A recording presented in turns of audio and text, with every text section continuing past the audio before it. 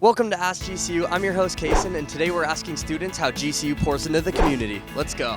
How does GCU help serve the community, pour into the community around campus? With City Serve, we are using Feed the Children to get boxes to families. Depending on the sizes of the box, we do more boxes. We are making connections with them as well as giving them boxes. This is just a hope to reach them personally as well as reach them with food as well. Today we're out here serving the community, giving out food, supplies, water, whatnot to the people that might need it. Hey, how are you guys helping volunteer today? We're part of the CCSC and we're guiding cars for the food drive to get food.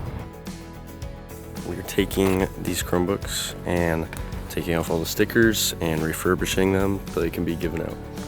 Okay, so these computers, who are they being given out to? Schools in need. Basically, we have this thing called City Serve, and they go into the community, and they do a number of different things. Like, we have groups out right now getting beds for kids and then making meals, and so it's a lot of fun. It's like a great way to get into the community and get involved. Thank you guys for watching. Subscribe to GCU YouTube, and we'll see you next time. Lopes out.